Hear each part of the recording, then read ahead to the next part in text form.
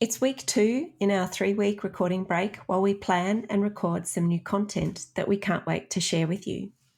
However, while we do this, we've selected some of our favourite episodes to revisit.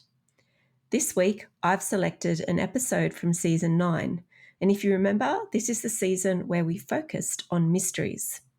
Now, I picked The Dry this week, which is a movie based on a book by Jane Harper, who is leading the charge in what's called Outback Noir.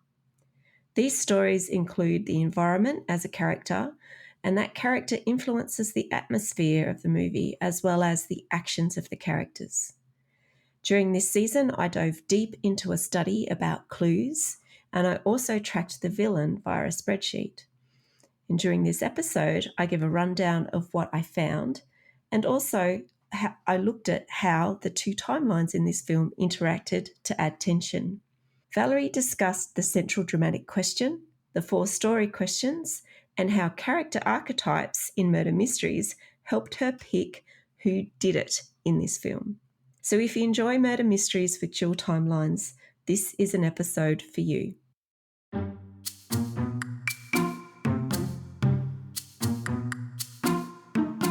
If you want to write stories your readers will love, there are 3 things you need to do. Understand storytelling principles, see how other writers have applied those principles, and then use them in your own work. Here on the Story Nerd podcast, our goal is to demystify story theory. We'll help you with the first 2 steps so that you can get started with the 3rd. My name is Valerie Francis. I'm a writer and literary editor, and I focus on stories by, for, and about women. And I'm Melanie Hill, writer, editor, and poet, and I have a passion for spy stories, fairy tales, and master detective novels. On today's episode, Melanie pitched The Dry so that we can study left-brained stories. This 2021 film was directed by Robert Connolly from a screenplay by Robert Connolly and Harry Cripps, and it's based on the book by Jane Harper. Of course, there will be spoilers because we can't talk about the movie without talking about the movie. And please help other writers find our show by leaving a rating and review. For Apple Podcast listeners, you can do it right from your phone. Just go to the show's landing page and scroll to the bottom. It's that simple.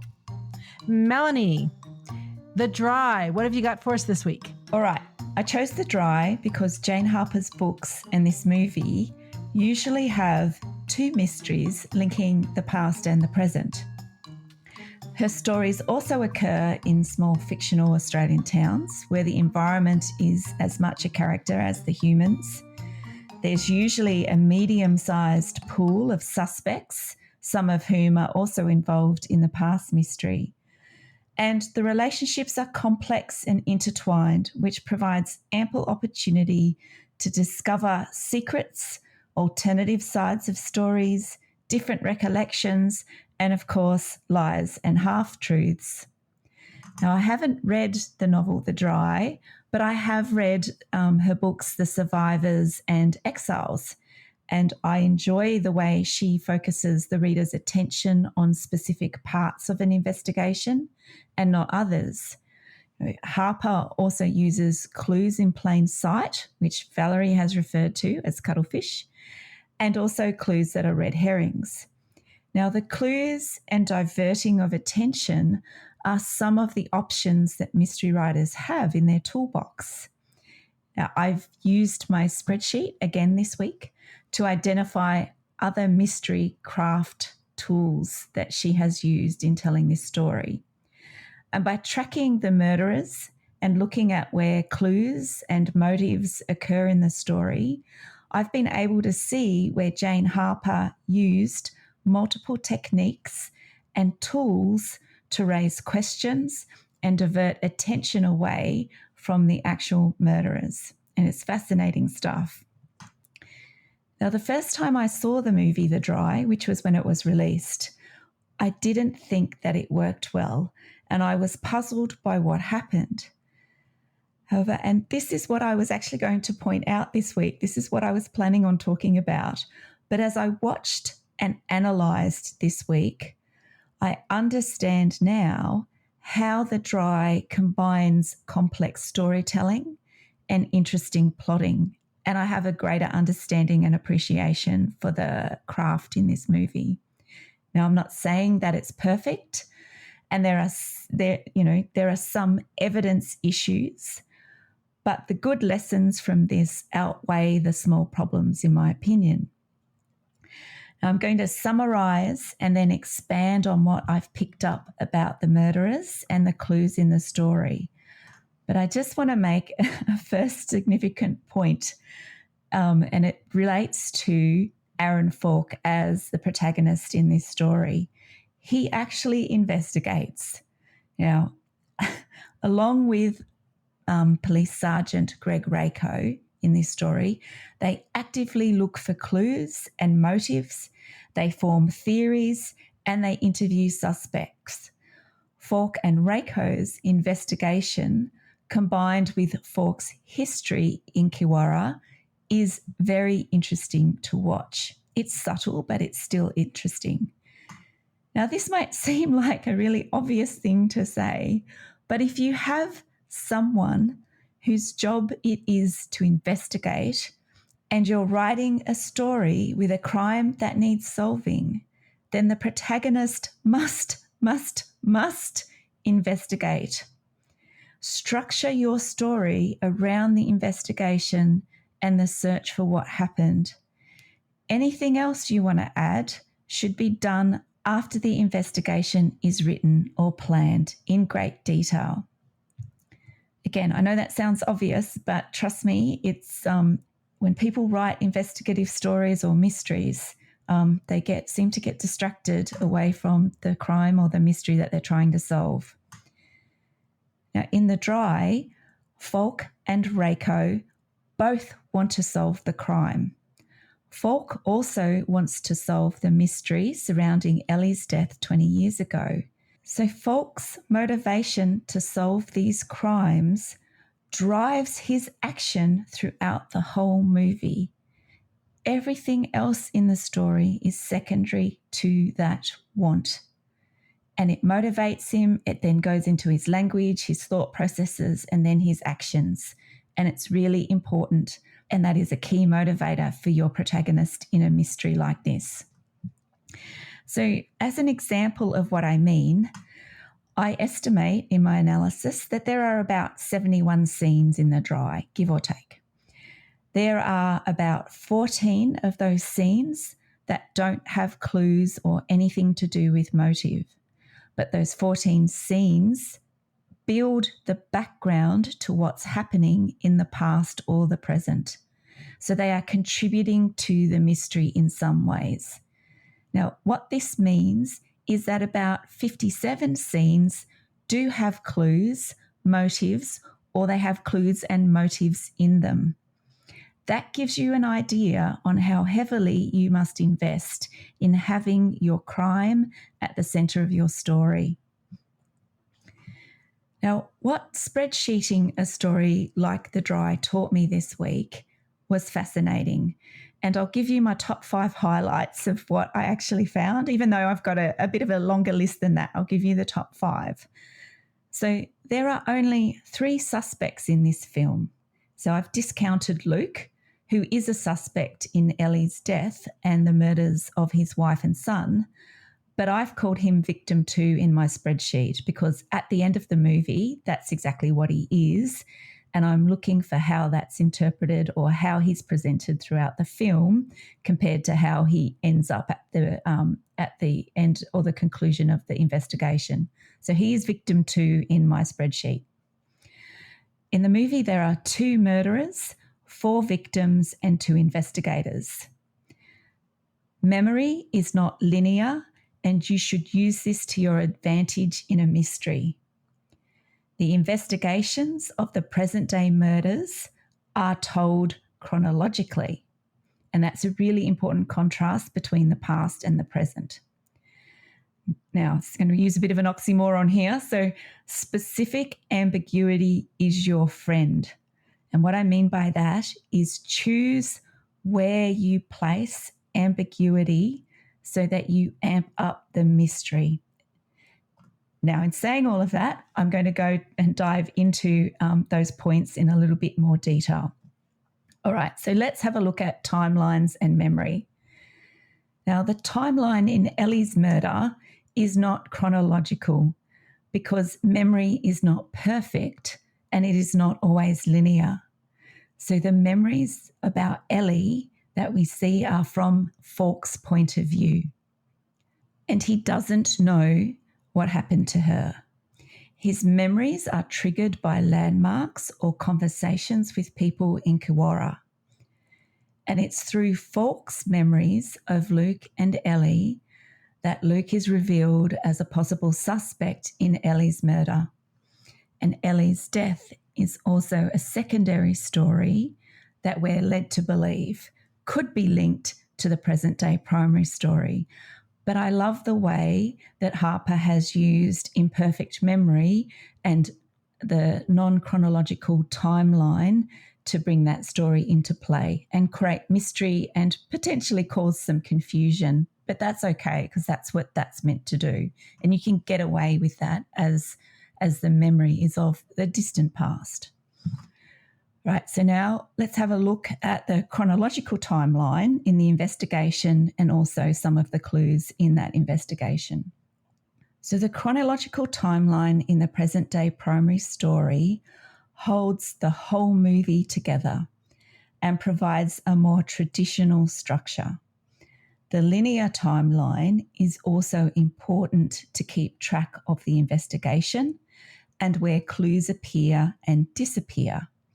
Now, tracking when clues appear is tightly linked to tracking the suspects and ruling them in and out. So, for example, Jamie becomes a suspect when Falk suggests a motive for murder might be buying the adjoining farms to make one big farm.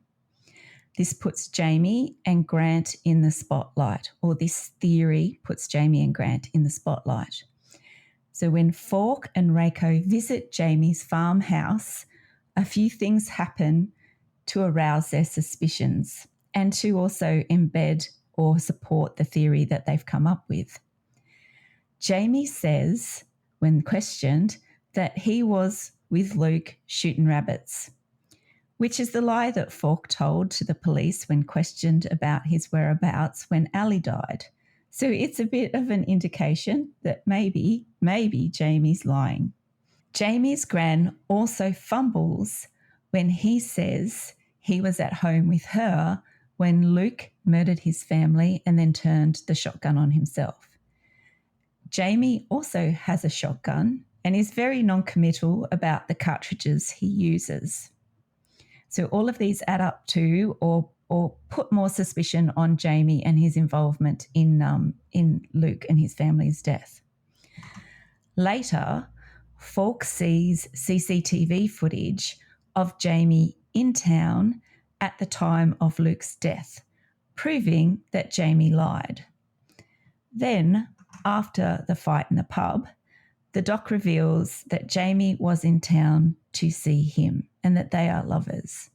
So this is interesting.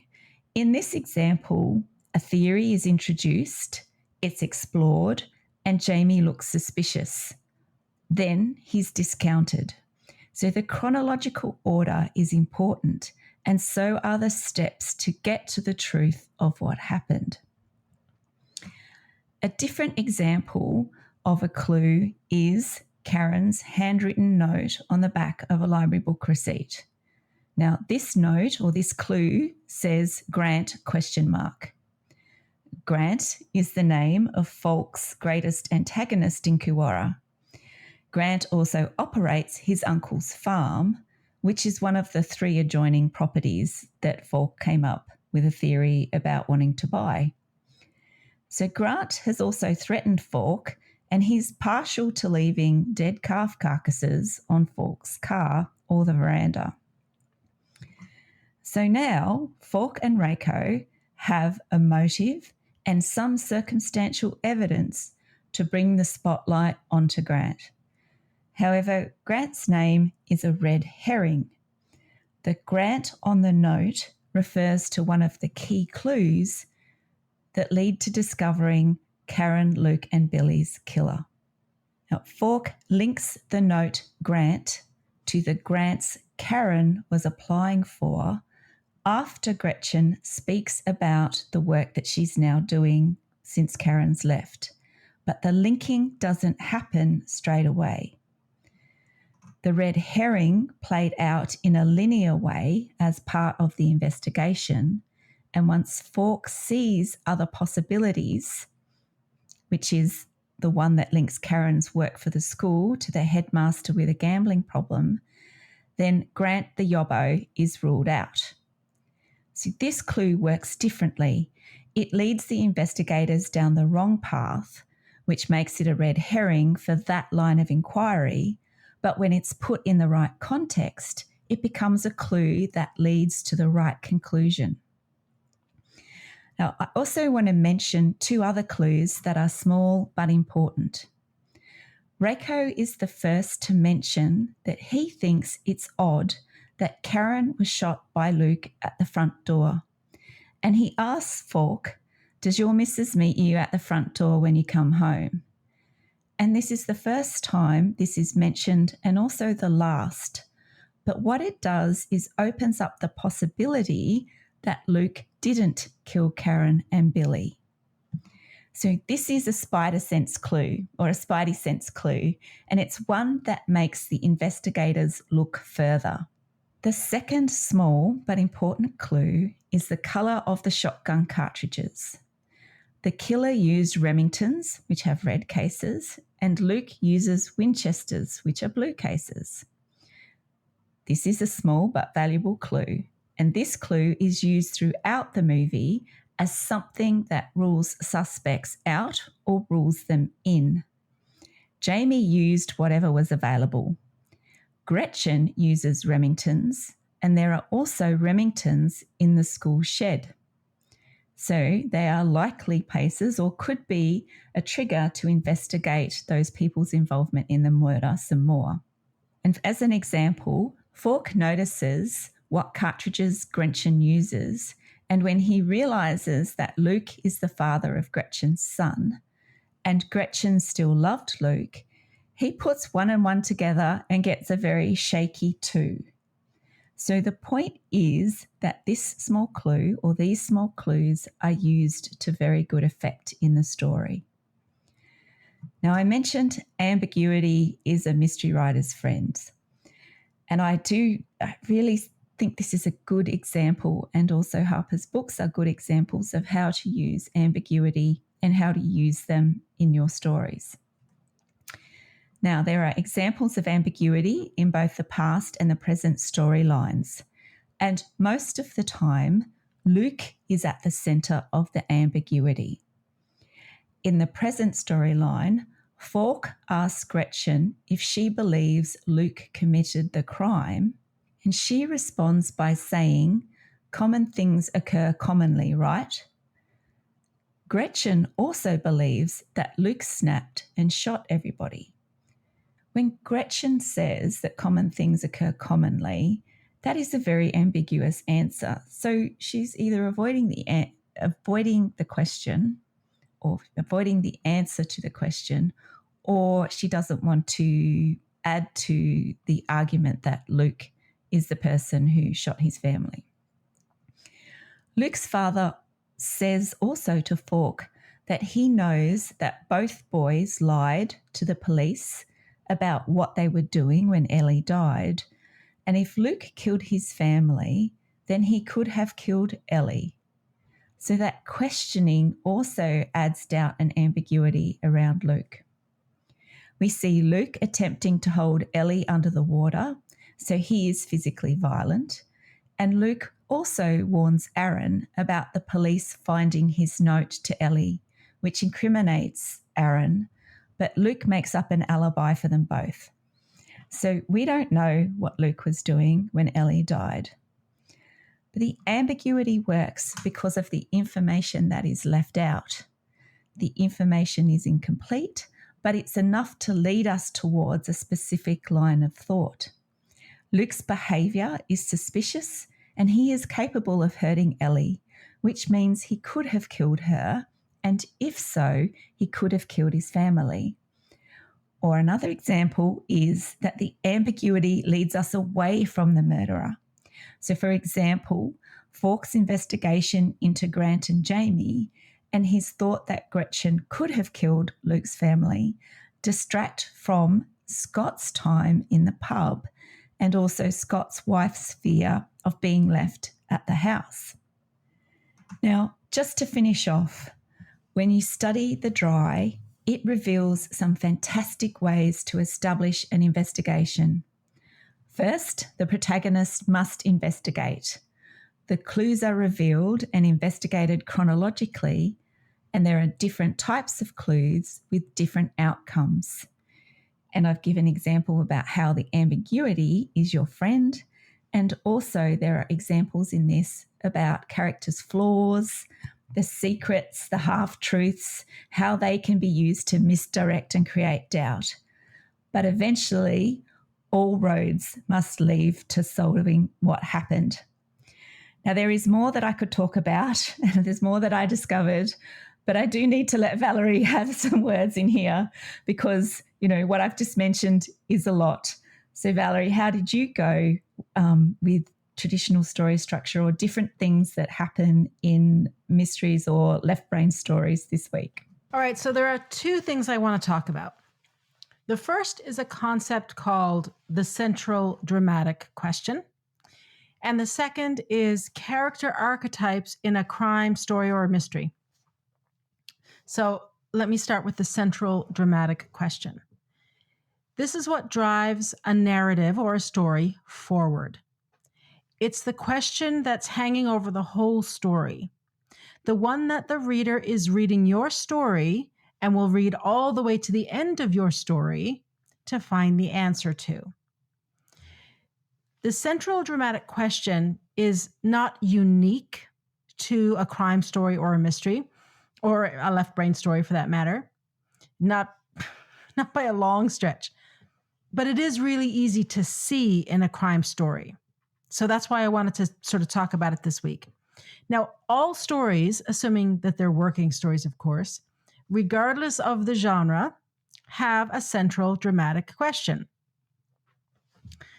So, for example, in a love story, the central dramatic question is, will the lovers live happily ever after? In a horror story, the central dramatic question is, will the protagonist survive and defeat the monster? These are super high-level questions, and each genre has this type of super high-level question baked right into it.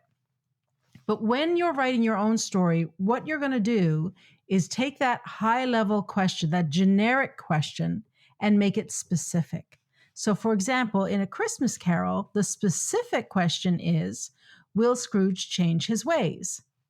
In Breaking Bad, the specific question is, will Walter White get away with it? So in a crime story or a mystery, then, the central dramatic question is basically whodunit. But there's more to it than that because we don't want to just know who the criminal is. We want to know when the crime was committed, how it was committed, and why it was committed. In other words, we are looking for means, motive, and opportunity, we as the reader. Now, as you may already know, stories have a nested structure. There are what's called units of story that sit one inside the other like nested dolls. And in fact, each unit of story has its own dramatic question attached to it. These questions get tangled up pretty quickly with conflict and stakes and objects of desire really quickly. And it's way more detail than I can get into on a podcast because I would need to show you.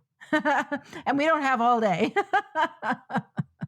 But I wanted to flag it for you here so that when you're doing your own study, you can keep it in mind and you can start to notice the questions that are being raised throughout at different parts of the movie you're watching or the book you're reading. So, for example, as a scene opens, the reader is wondering something in particular about that story, and they're going to read to the end of the scene to find out the answer to that question.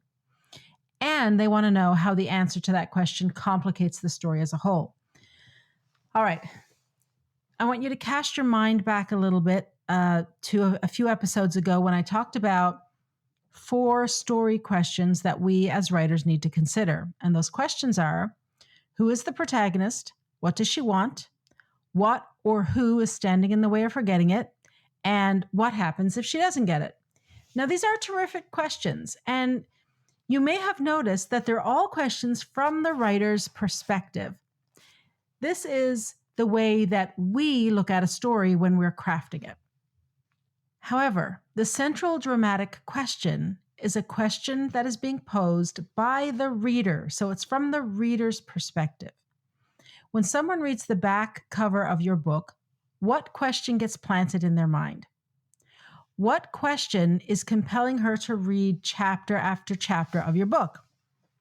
And the good thing here is that you do not have to convince a reader to go looking for an answer to the question. Looking for answers to questions is hardwired into us. When a question is just dangling out there unanswered, it drives us crazy. We cannot help ourselves. We need to know the answer. So if the central dramatic question of your story is compelling enough, you will engage your reader. So in a crime story, the question, who done it, is compelling. It absolutely is. In the dry, we want to know who done it. The generic question of the dry is, who killed Karen, Billy, Luke, and Ellie?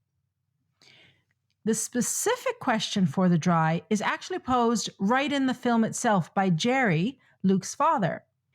Jerry asks Aaron whether Luke killed Ellie all those years ago, and if he did, is he capable of killing his wife and son and then committing suicide?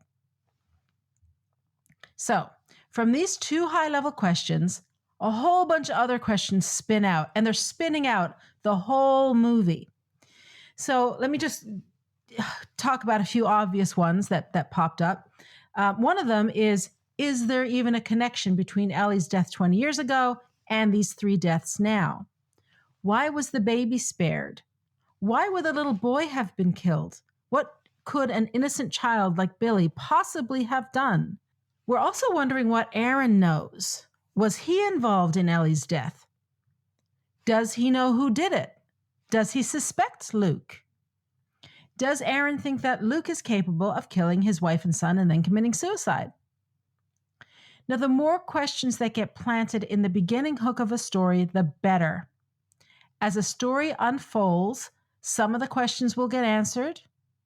Others will get answered sort of partially, and hopefully in a way that gives rise to more questions. And other questions won't get answered at all until the very end of the story. And this is true of every single genre, okay? It's just really clear and really easy to see in a left brain story, like a crime story or a mystery. Now, in a crime story, specific questions are posed in relation to various clues. For example, and Melanie, you've already touched on this, why did Karen have the newspaper article about Aaron? And why did she write Grant on the back of the paper? We wonder about Jamie's shooting rabbits alibi. And Melanie, you've already talked about this. So that was the story that Luke told Aaron to tell the police so that they'd alibi each other out and not become suspects in Ellie's death. So the question becomes, did Luke tell Jamie to say that he was shooting rabbits as another way of alibying each other out? Is this history repeating itself? We don't know. Aaron doesn't know. We also wonder, as Aaron does, how much influence and control Luke had over their group as teenagers. Does Gretchen also cover up the truth because Luke asked her to? I mean, if Aaron did it all those years ago, it's plausible that Gretchen is doing it now, especially since she and Luke, well, certainly since she is in love with Luke and she's born his child. So all of this to say that when it comes to driving your narrative forward, to grabbing your reader's attention and holding on to it until the very last page of your novel, your central dramatic question, the question that is applicable to the whole story, it's got to be compelling. And then you've got to pepper your whole story with smaller questions at these units of story to entice the reader to turn the page. So, like, I'm sure you've heard the saying, that book was a real page turner. Well, a page turner is a book with strong narrative. In other words, it keeps planting questions in the reader's mind and not giving complete answers to all of the questions until the end of the book. All right, so the second thing I wanted to talk about was character archetypes, and specifically with respect to mysteries and crime stories. Now, I have to be honest, I hesitated even talking about this week because for those of you who have already noticed it, it's going to sound pretty obvious. And for those of you who have not noticed it, this is probably going to ruin an awful lot of mysteries for you. But what did we say a few episodes ago, Melanie? That's what we do here on Story Nerd. We ruin stories. All right, so I'm just going to forge ahead because if you're planning to write a crime story, you have to know this information. All right. Before we started recording this week, Melanie asked me if I was able to solve the mystery before it was revealed in the film. And I'm sorry to say that, yes, I could. And I solved it. This is the murder of Karen, Billy, and Luke. I solved that in the scene with the posters where the calf has been on the top of Aaron's car, and then there's a whole bunch of posters put up around town. And we see the principal there riding his bike, and he tells everyone to take the posters down. That's when I knew, we told you there were spoilers. That's when I knew that the principal was the murderer. He was on my suspect list from the very beginning, but I mean, that's not special because I put everybody on my suspect list. So that wasn't a tip. The reason I chose the principal as the murderer of the Karen, Billy, Luke murders was because he was the right archetype. Now, in mysteries, there's almost always one character who is too good. He's too helpful. He's too obviously above suspicion. And a shockingly high percentage of these particular characters turn out to be the villain. Now, I didn't know why he had done it or when. I didn't have a solid list of clues that were pointing to him. It wasn't my little gray cells in terms of putting the puzzle pieces together that allowed me to solve this particular puzzle. It was my knowledge of story. I simply recognized the archetype and I said, I bet he's the guy. I was disappointed that I was right. I really wanted to be wrong. Now, by the same logic, I ruled Grant out from any involvement in the modern day murders of Karen, Billy, and Luke because he is too obvious. He's disrespectful. He's rough around the edges. He's prone to violence. It can't be him. He's too obvious. Likewise, I knew that Luke couldn't possibly have had anything to do with the murders of his family, and I knew it wasn't suicide because he's the guy being suspected. Now, if the only suspect on page 1 of your story turns out to be the killer, it's a pretty unsatisfying story, and it's probably also a really short story. So that's 3 really typical archetypes that you see in crime stories and mysteries. So that's a character that's too good, a character that's too bad, and a character that everybody suspects, the obvious suspect. Now, when it comes to Ellie's murder, I can't say that I knew it was her father, but I kind of thought, yeah, I bet it's her father. Again, because I was looking at the archetypes and because of something that Gretchen said. So I didn't know how he had done it or why he had done it, but he is the abusive father archetype. And when Gretchen alluded to Ellie's problems at home, when I was watching it, I swear to God, I literally said out loud, "Oh, please don't tell me it was her father." Because that's akin to me saying, "Oh, great, the butler did it," right? Now, in the novel, I don't know how the backstory is handled. In the film, it's kind of clunky. And it might have to do with the fact that they're trying to tell 2 stories in a really short period of time. And so the clues, when these little things pop up, like Gretchen saying, well, you knew about what was going on at home, right? that they stand out if you're actively watching the movie, if you're thinking, if you're paying attention, if you're actually trying to follow the clues. And not everybody wants to try and follow the clues actively. Lots of times when we sit down to watch a movie, we're doing it to unwind and decompress, and we're not sitting there with a notepad and pen and trying to connect the dots. And that's fair enough. In the film, however, I thought the clues in this one were a bit clunky. And I suspect that has to do with adapting what was in the novel. And there's probably a whole lot more information in the novel. And the clues are probably provided in a far more nuanced way in the novel. And I might not have been able to figure it out there. Now, of course, it's also possible that Aaron had something to do with Ellie's murder. But typically, when the investigator is the criminal, it tends to be a much darker kind of story. So I didn't think it was that type of film. That was a guess. I could have totally been wrong. I happened to guess right this time. Okay, so there's a lot more that I wanted to talk about this week. And I have a whole bunch more notes, but like Melanie, I'm running out of time.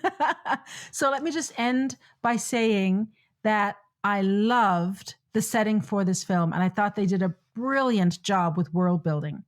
There's a drought and a lack of water, and the obvious heat created an atmosphere that is both oppressive and unsettling. It adds a beautiful dimension of tension to the story. And to me, it just helped bring the whole thing to life. So when you watch this film, I want you to keep in mind everything that Melanie mentioned in her study of world building back in season 7. And if world building is something that you're working on for your own novel, take a look at this film and see what I mean, because I think it's really good. Okay, Melanie, what do you have for the action step for this week? Okay, this week's action step is I want you to write out the chronological timeline of your investigator's investigation. Look at when she gets the clues, what theories does she have, and how does she rule suspects in or out, and then finally, what leads her to solve the puzzle. And that wraps it up for this week. Join us again next week when we discuss The Game. To support the show, please leave us a rating and review and tell your writer friends about us. For access to writing templates and worksheets and more than 70 hours of training, subscribe to my Inner Circle by visiting valeriefrancis.ca/inner circle and follow me on X, Instagram, and Threads @Valerie_Francis. If you'd like to get Melanie's tips about books to help you read like a writer, visit Melanie on Facebook and Instagram under Melanie Hill Author, or find out more about her at melaniehill.com.au. And remember, story theory doesn't have to be difficult. It's a tool to help you write more, not less. So take it one step at a time and have fun.